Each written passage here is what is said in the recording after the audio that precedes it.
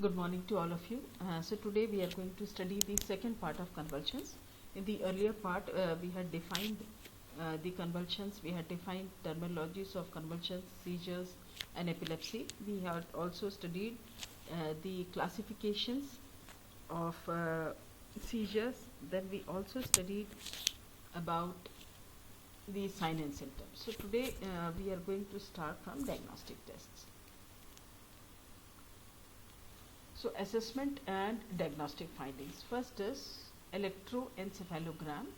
Short form we call it as EEG. So you must have seen in our hospital also we have a EEG machine.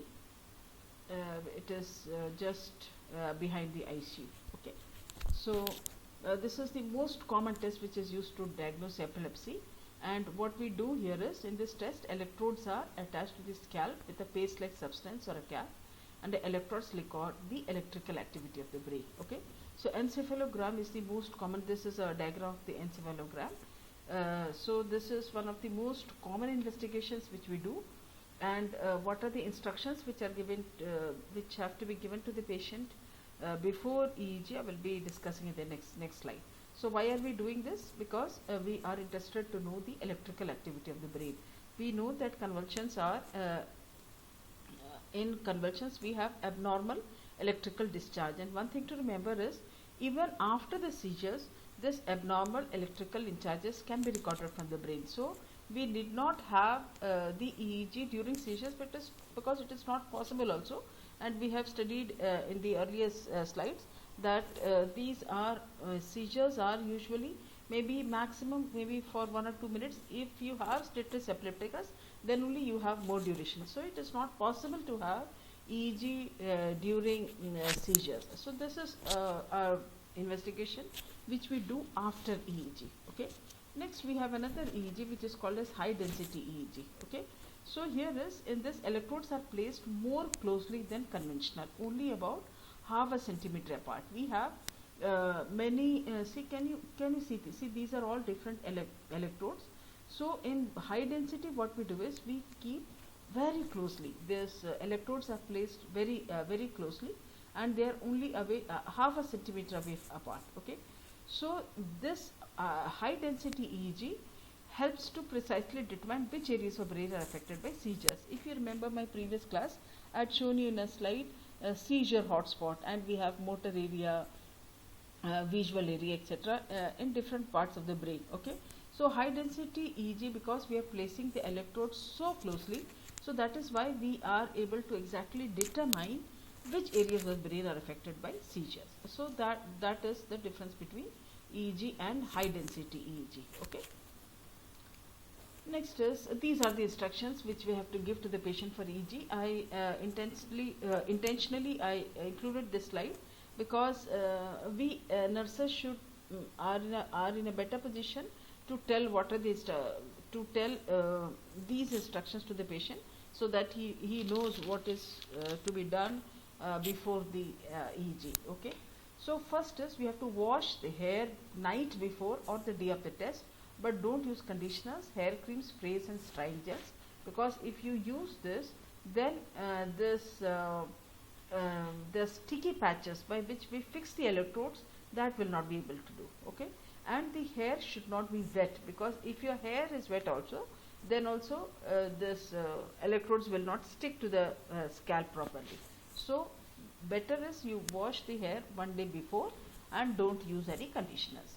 Next is, at least 8 hours before the test, foods that contains caffeine. Caffeine is present in tea, coffee, cola, chocolate. They should be avoided, because this gives us false reading.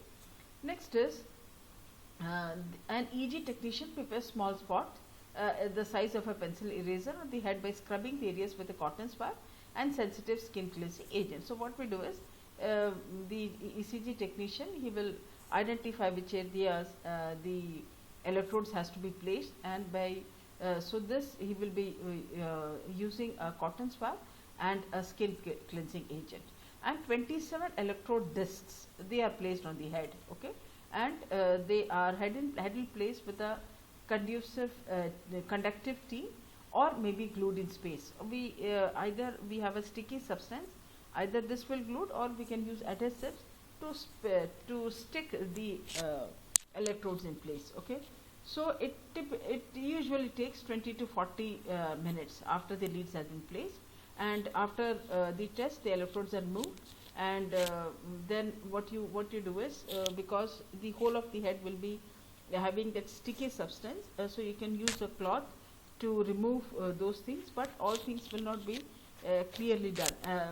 You will not be able to remove each and every sticky substance which is there. So that is why it is better to bring a scarf or a cap, so that you can clean it after you go at home. Some children may have some skin irritation after this study. So this is the instructions. Apart from this, I would like to add one more point, that some physicians, suppose if EEG is done in a patient who is already on anti-epileptic drugs, so some physicians would like to withdraw anti-epileptic drugs for 3 days before EEG and then take the recording. So this is on an individual basis. So depending on the instructions of the neurophysicians, you have to do. Otherwise, these things are common for each and everybody. Now we have already discussed EEG and high density EEG. Next is CT scan, computerized tomography scan.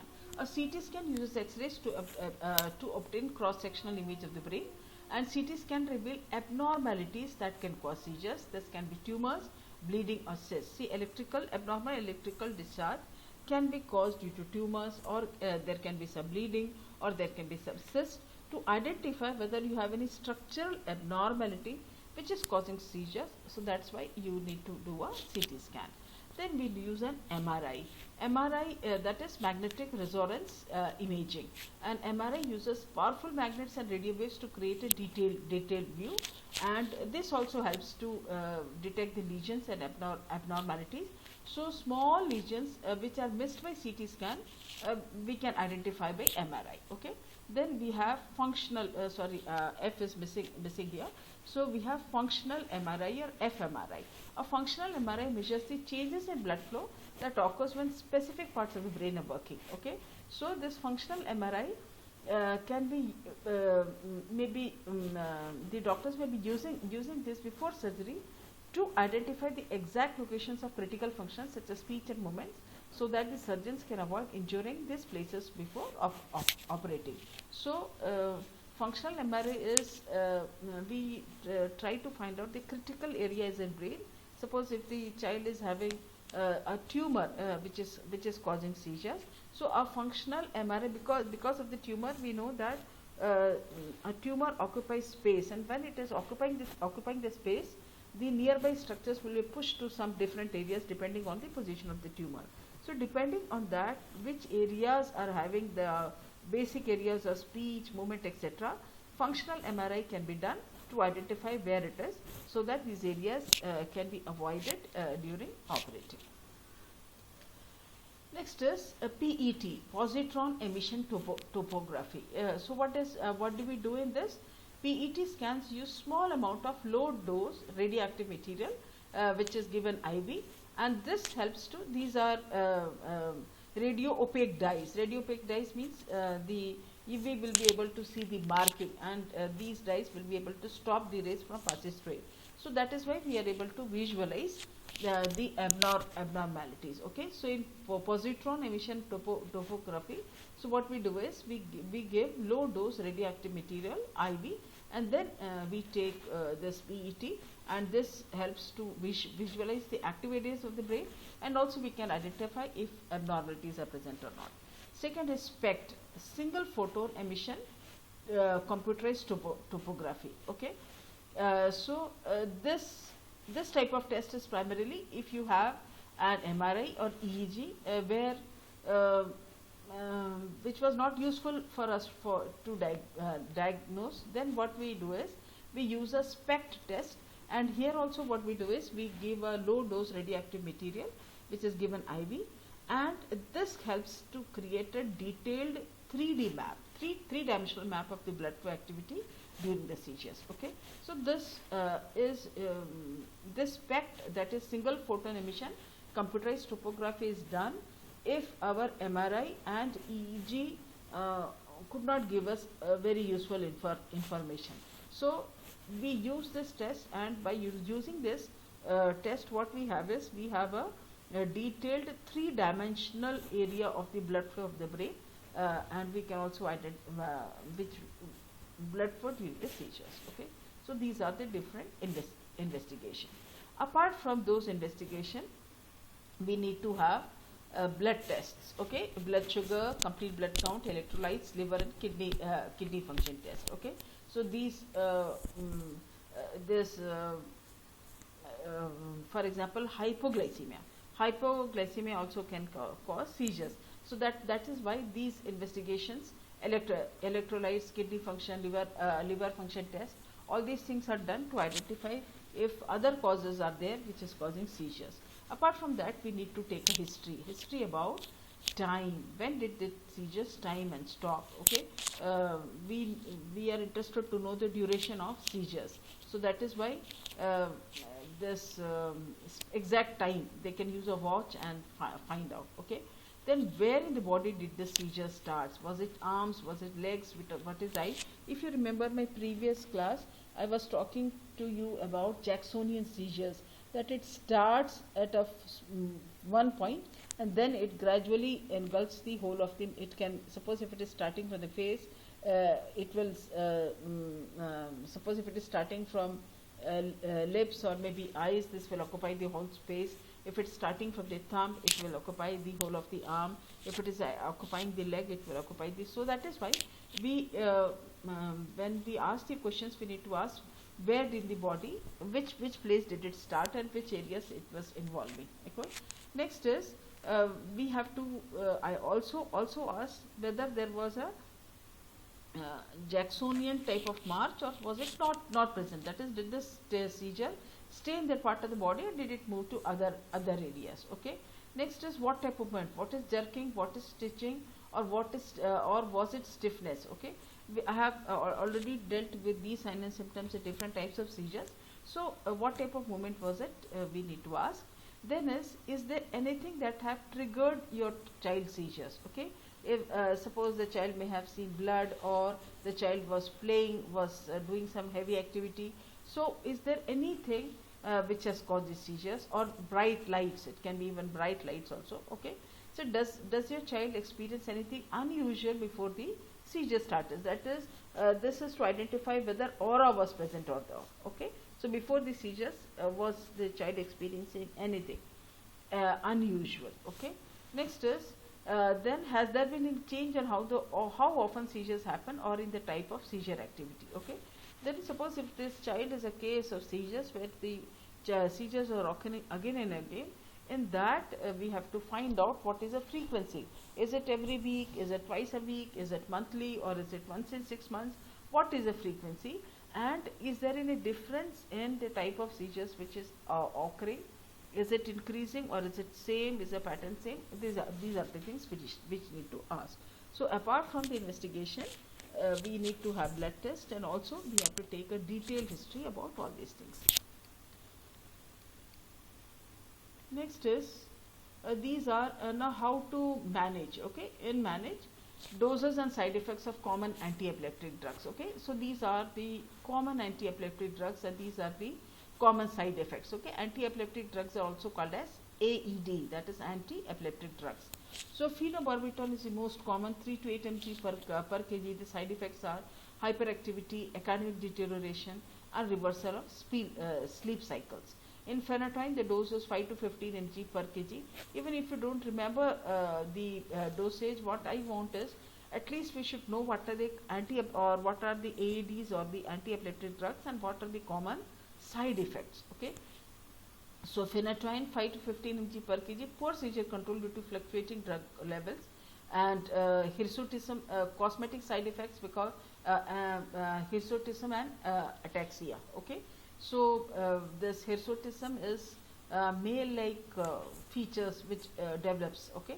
And valparin 10 to 60 mg per kg, nausea, vomiting, loss of appetite, weight gain, irregular menstruation, alopecia, and somnolences.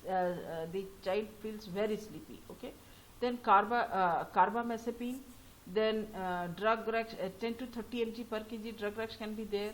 seizures can worsen, and there can be rarely worsening school performance. Okay.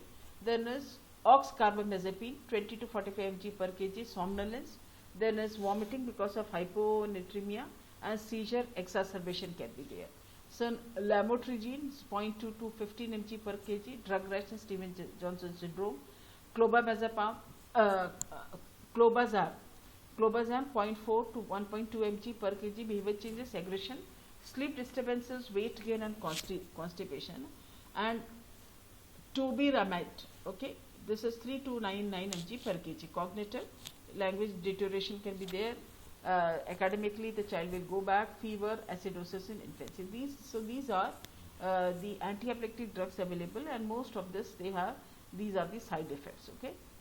Now, how to manage neonatal seizures? So first you have to maintain airway, breathing and circulation, maintain the temperature. We have to withdraw blood for biochemistry, check blood glucose, correct glucose and calcium depending on the findings of glucose. Okay. Next is we have to administer phenobarb 20 mg per kg. Okay. Next is repeat 5 mg per kg boluses till a maximum of 40 mg per kg every 15 minutes if seizure continues. Okay. If seizure is continuing, this is we need to give a bolus dose. Next is IV phenytoin 15 to 20 mg per kg diluted in equal amount of normal saline at a maximum rate of 1 mg per kg per minute of over 35 to 40 minutes if it is still continuing. And IV lorazepam 0.05 to 1 to 0.1 mg per kg, or it can be diazepam 0.25 per kg bolus or 0.5 mg per kg rectal. Okay, so these things can be given. Or IV midazolam as a continuous infusion. We give initial IV bolus of 0.15 mg per kg, followed by a continuous infusion of 1 microgram per kg per minute, and we increase it by 0.5 to 1 microgram per kg every 2 minutes until a favorable response. That is, if the seizures are stopped, or a maximum of we can give only up to 18 microgram per kg per minute. Then we give 100 mg pyridoxine IV or oral. If IV is not available, should be given. Okay, it can be given IV or oral. Okay, so this is how we manage neonatal seizures. So this it is in a flow chart depending on whether the seizures are controlled or not. We gradually, this is how we give.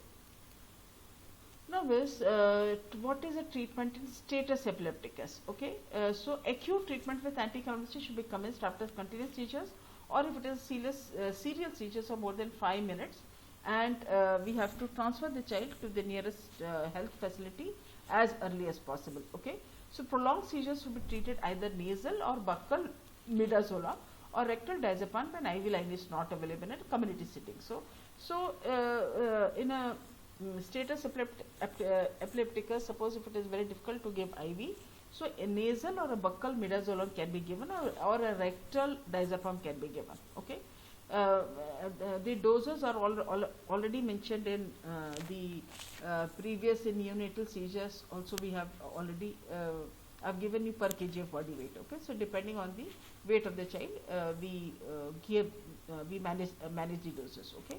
Next is rectal diazepam is safe and effective as a first line treatment of prolonged seizures in a community setting or IV access is not available. Okay, so rectal diazepam can easily be given. Buccal or intranasal midazolam is as effective as rectal. Okay, and can be considered as a preferable alternative in a community setting. So what you need to do is, suppose you cannot start an IV. So what we have is, we have midazolam, so that can be given nasal or buccal, or we can give diazepam, so that can be given rectally. So these are very effective. Okay, so buccal or intranasal midazolam is as effective as rectal diazepam. So these things can be given in a community setting. Next is at home, we need to give first aid, so either rectal diazepam or buccal or intranasal. So these things have to be taught to the parents so that they can check. Then inform doctor or shift to the hospital if it is more than 2 minutes, or if it is more than 5 minutes, or if it is more than 2 minutes longer than previous seizures. Okay, so I think you have understood this. Suppose if this is a child of seizures, then the parents need to be told if the duration of seizures is more than 2 minutes as compared to the previous one, then shift the child to the hospital, or if it is if the seizures is more than 5 minutes, so again the child has to be shifted. At the paramedics, so when they are called, so what they can do is they can manage airway, breathing and circulation. They can give oxygen, they give in supportive care intranasal midazolam or buccal midazolam, or rectal diazepam can be given, and we have to shift the child to the hospital. Okay. In hospital again we check for ABC and oxygen. If intravenous access feasible, we give lorazepam, diazepam or midazolam. If it is not feasible, then IM midazolam can be given, and if IM is not feasible, then we give intranasal, buccal or rectal diazepam, and then we can shift to the higher center if required. So this can be given at a clinic, PHC or a nursing home. First level health facility. Next is ketogenic diet in epilepsy. The ketogenic diet is a stringently controlled high fat and low protein carbohydrate diet given with or without restricted fluid intake to maintain ketosis on a normal basis. So why do we give this ketogenic diet in epilepsy is it has been shown that it is more efficacious than new anti-epileptic drugs in controlling refractory seizures, and is more cost effective. Okay, so ketogenic diet can be given. And what is ketogenic diet? High fat and low protein or carbohydrate. So this can be given, and this ketogenic diet is more effective than anti-epileptic drugs, and this is naturally more cost effective as compared to is more cost effective as compared to anti-epileptic drugs. So we have options. Ketogenic diet has option for vegetarian as well as non-vegetarian. This can be given at any age for all types of seizures. Okay, so it has significant improvement in hyperactivity and aggression in all the cases. Okay, so ketogenic diet in epilepsy is now recommended.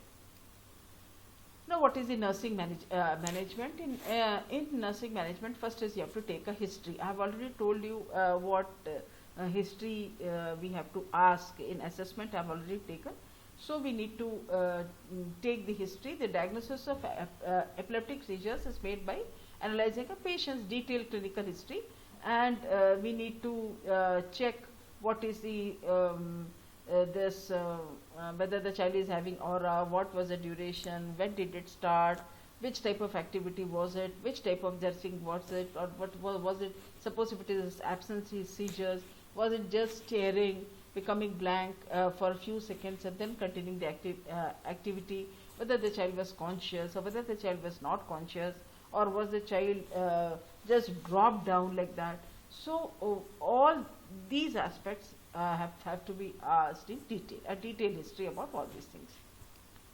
Next is we need to have a physical examination. A physical examination helps in the diagnosis of specific epileptic syndromes that causes abnormal findings, such as we have dermatologic abnormalities such as neurocutaneous syndrome, we have Sturge-Weber or tuberous sclerosis, etc., which can lead to seizures. So it is better to have a physical examination. And sometimes what happens is this generalized tonic-clonic seizures. In this, the child may fall down and cause injury. So sometimes it may require stitches also. So the person who is doing a physical examination can also look for whether there are old mark of stitches, and can inquire whether it was the injury was caused during seizures. Next is the nursing diagnosis. There is risk of trauma or suffocation related to loss of large or small muscle coordination, risk for ineffective airway clearance related to neuromuscular impairment, situational low esteem related to stigma associated with the condition. So this is a great issue, because the stigma is there, then the child will have multiple issues regarding peer relationship also. Okay, Next is deficient knowledge related to information misinterpretation. The risk of injury can be due to weakness, can be balancing difficulties, can be due to cognitive limitations, or due to altered consciousness. So these are the risk of injury. So these are the nursing diagnosis. Okay. Now nursing care planning and goals. So what is the nursing care plan? The patient or the caregiver will verbalize understanding of the factors that contribute to the possibility of trauma or suffocation and take steps to correct the situation. See, if you remember, those patients who are having aura, we can tell them that these are the flashing slide, or maybe some hallucination, or maybe headaches. We have already discussed in the previous topic, in the previous class.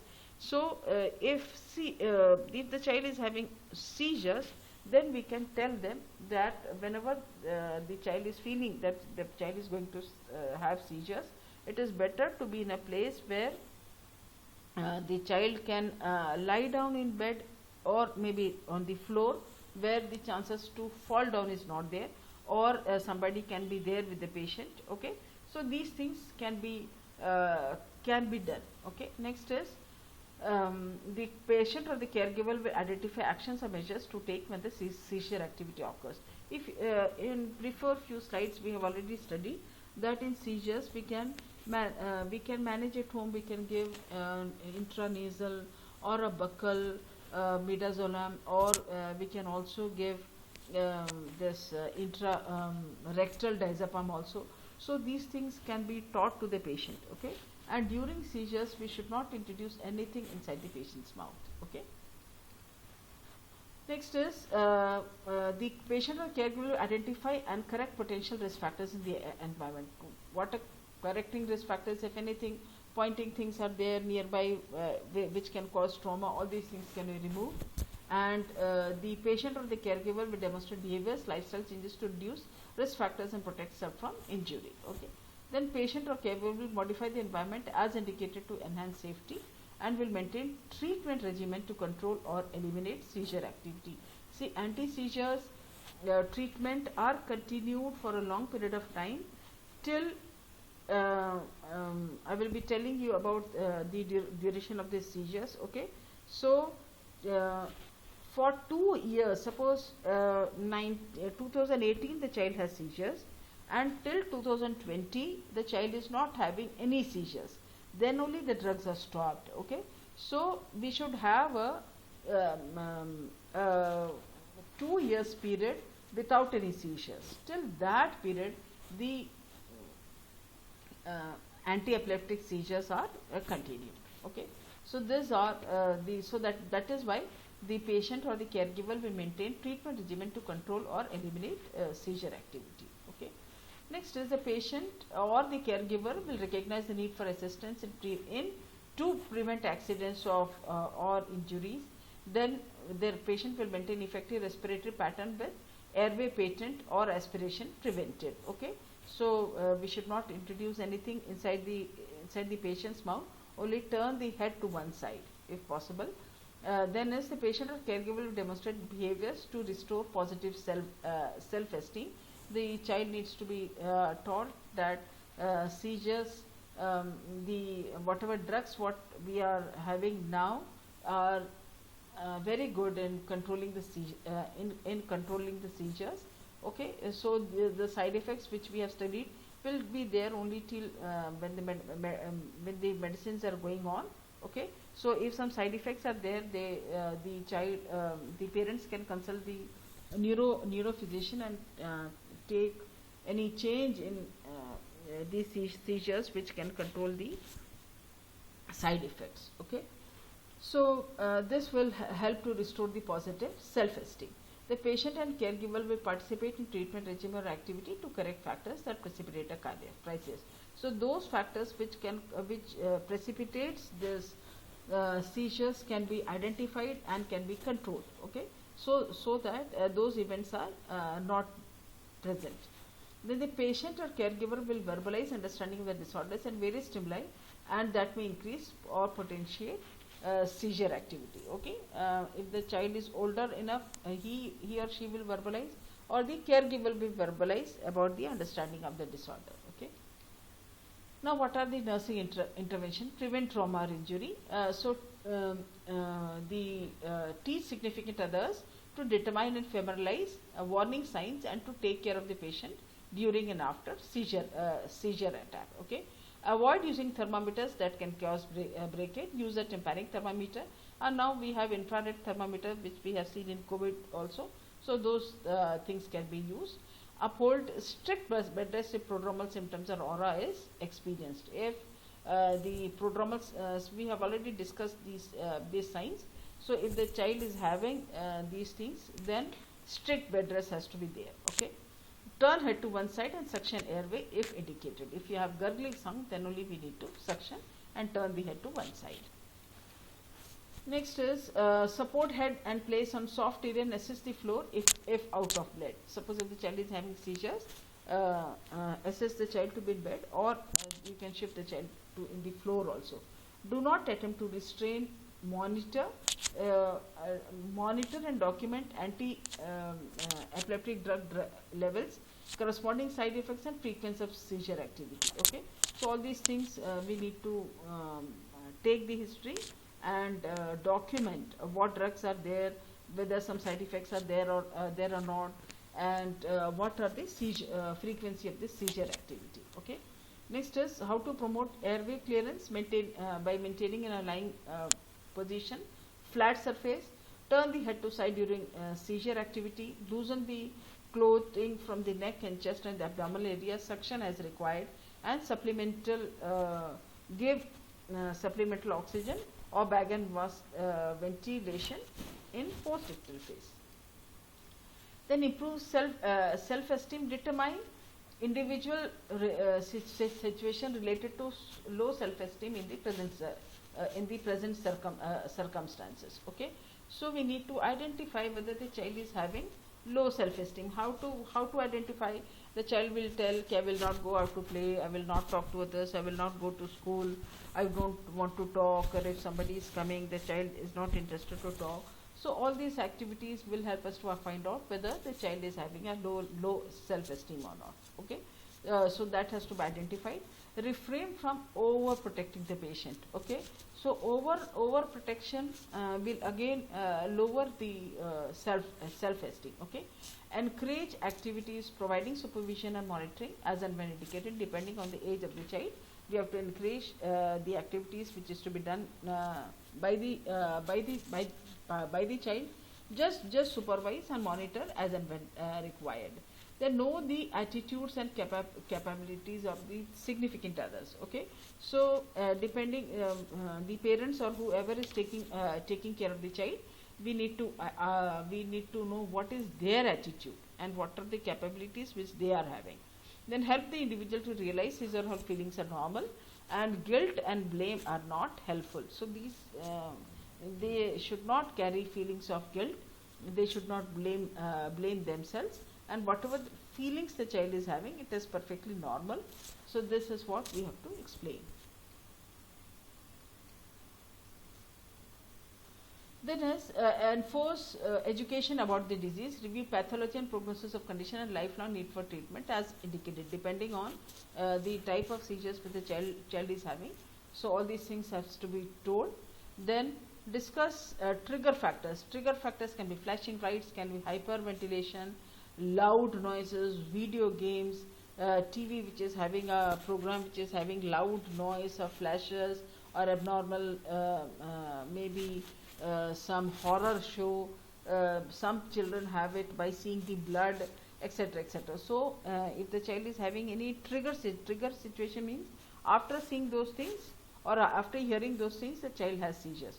So we have to identify what are the trigger factors. Then low and instill the importance of good oral hygiene and good dental care. So this has to be reinforced. Then medication treatment. Then this, because it is a long-term treatment, so this necessity of taking drugs and order and not discontinuing without physician supervisions. And if the child is missing the dose, so we have to give the directions. Okay.